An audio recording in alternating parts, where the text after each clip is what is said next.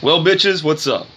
No, I am not the commissioner. I am somebody with much more respect and integrity than our worthless ass commissioner, but I figured that we needed a video to keep the excitement and the shit talking continuing within the TFL as we reach the pivotal Week 5 matchups. So, with that being said, we'll get a quick recap of last week's Week 4. Start off with myself against Dirty Man. So I was able to squeak out the win 85-83. Now, some of you might say my team's a little lucky, no pun intended, despite my fearless leader not playing. But nonetheless, Derek Carr was able to will me to a victory. I was able to sneak it out 85-83 against Naughty. In the second matchup, we had Dean against Garrett. Poor Vaginosaurus Rex, man. Can't catch a fucking break. My boy gets 30 out of Ivory, but yet the rest of his team, including his two Broncos, just straight up shit the bed for 4 straight weeks. So, Dino, congratulations, man. You sneak out a win, bring your mediocre team to 2-2 behind a strong performance from your stud Le'Veon, and Doug Martin was able to get you 26 points, man. So congratulations, despite the fact that Marvin Jones, Jordan Reed, and Baleel Powell got you a combined 2 points. So congratulations to Dino and Garrett. I feel like Week 5's you, my man. I feel like it's you. You're going to get that dub. All right. So all the matchups that we had, bout it, Butters, beating up on the Sniffers. My man, Pop, I know your team's down a little bit right now, but hey, man, it's all right, okay? You still got Eddie Lacy, which still means you got a chance. Hopefully Alshon comes back for you. So bout it, had a pretty strong performance. Rogers only got him 19, but he had a strong performance. Keenan Allen, Charles Clay looked good. Amari, and the Broncos D, man, they've just been lights out. So, Pop, kind of like Garrett, man. Hopefully get you some better fantasy here in Week 5, man. Let's see. Game 4 was NO disqualified. The reigning champ taking down the running backless Jabronis 109-83. And as we look at the matchups, holy shit, we see Chris, Ryan Matthews 1 point, Antonio Brown 2 points, Jimmy Graham 2 points. Well, that's points out of our first place contender right there. Thank God your team went down the way it was supposed to, because your team fucking sucks, just to call it the way it is. So Cam Newton got you 21, but Casey Boy stepped it up. Jeremy Hill got his shit together, got 3 touchdowns, 25 points, and V-Jax just straight up balled out against garbage-ass Carolina. So Casey Boy gets up to tie with the lead 3-1, and Chris finally gets his first loss that he's been waiting for a long fucking time for. Other 2 games, 92-92 out of Charlie and Garrett. Okay, I was thinking for whatever reason that there was no tie, which I don't think there was. I think Charlie snuck it out 92-90. Last that I remember, and it looks like that is right according to the standings. And straight up, Alex, you're just a fucking idiot. Who doesn't play Devontae Freeman against the Texans? I'm sorry, man. Like you, but dumbass fucking call. So rather than ride with Devontae Freeman, you chose Frank Gore, and his 1 point led you to a loss. So sorry, not sorry, Chuck. I'm glad you finally got that first dub of the year, leaving your boy Garrett with the lone goose egg on the season. And then the final matchup, God's Gift took down our worthless commissioner, Dylan, by a score of 110-83.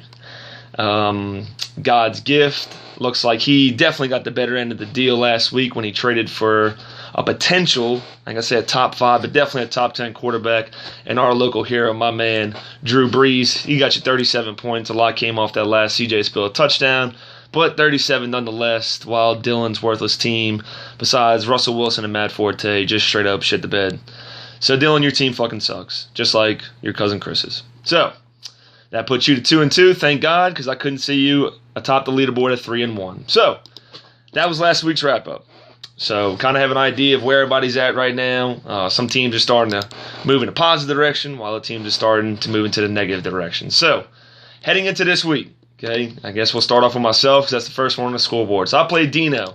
So, let's check out our squads. Despite my man luck not playing, I still feel fairly decent about my matchup. So, let's see. How do I write? Damn box score. All right, so here we go. I am starting Sam Bradford. Not too happy about it, but he's playing the fucking Saints, so should get points. My man Dino's riding with Mariota and Kendall Wright, the Tennessee connection against Buffalo. Fortunately for Dino, he always has Le'Veon Bell, so he's guaranteed a nice 25 points out of him. And Randall Cobb's a beast as well. Still, my predictions are I'm able to sneak out the win by 10 points. My man Mike Evans is going to have a big game. And Todd Gurley is about to show why he's a top 10 running back. So, moving on to the next matchup, we have Fear the Beard and Fuck Your Mama Chuck. 2-2 versus 1-3. Let's see this matchup right here. Well, Chuck, Moncrief fucked you last night, only getting 0 points. However, fortunately, Dylan is starting 2 Saints receivers. I repeat, Dylan is starting 2 Saints receivers. Absolutely fucking retarded. But that's why you are the worthless commissioner, and you are going to drop to 2-3. Chuck, I hope you pull this one out, my man. Moving on to the third game, we have God's Gift against White Lives Matter. God's Gift is going into Friday with a nice 14-0 lead thanks to a solid performance from Arian Foster. Despite the fact that he didn't find pay dirt, he was able to get you 14 points. Hey, Alex is starting Devontae Freeman this week, so he might have a chance to pull out the win this week. Although his man Frank Gore did get him 19 points on the bench. You just can't play. It's not working out for you with your hot potato as far as running backs, Alex. But still think God's Gift's going to pull it out. He's got Gronk back this week, Drew Brees, Joseph Randle against New England. As long as Terrence Williams gets you more than 3 points, I think you got this one, SK. Game number 4, NO disqualified against Bowda Butters. This could arguably determine the number 1 spot in the league. Both teams are 3-1 right now. Bowda Butters goes into Friday or this weekend's matchup with an 8-0 lead. From T.Y. Hilton, get him 8 points last night. T.Y. looked pretty shitty, although he did get a nice little garbage 40-yard pass right there at the end. So Butters has a nice little 8-0 lead. But I think if Casey Boy's team, Jeremy Hill and Carlos Hyde, can finally do something, along with DeMarco Murray, it's fucking awful. If they can do something for you, Case, I think you're going to pull this one out. For some reason, I just don't see Dion Lewis accounting for too much, and Amir Abdullah against Arizona, well, I just don't like it, Butters. And even though you got Rodgers, I still like Casey in this matchup. Game number 5, we have Vaginosaurus Rex against Chicken Sniffers. This is ultimately the bad versus bad game of the week right here. Vaginosaurus Rex goes into Friday with a whopping 2-0 lead thanks to a great Colts defensive stand, 27-20 win on Thursday night. Even though both teams are down right now, I like Garrett in this one. Something in me tells me that C.J. Anderson is going to score a touchdown this week. Don't know why I think that. I just do. So Garrett, you might have a fucking chance on this one. Pop, hey man, maybe Alshon shows out for you. Hopefully Jordan Matthew returns to form. And I don't know, maybe Alfred Morris gets more than 15 carries. I like Garrett in this one by about 15 points.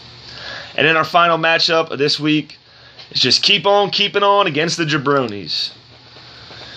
Oh, naughty boy. First of all, Skittles is out. That's going to hurt you. Shady's out. Carlos Williams is out. And the Texans got you -1. Tough to come back from that, but you do have a chance, naughty boy, because you have a guy named Tom Terrific on your team. The Jabronis, on the other hand, you're riding the wave of DeAndre Hopkins. He balled out last night. He got you 18 points. As painful as this is for me to say, I think the fucking Jabronis are going to squeeze it out. Ronnie Hillman's going to pop some kind of bullshit and end up with about 12 points for you.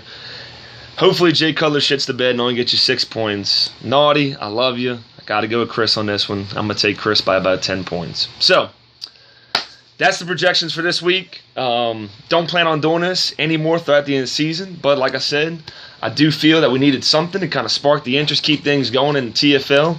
Our commissioner, Dylan, is the most worthless individual I know. So I just took it in my own hands.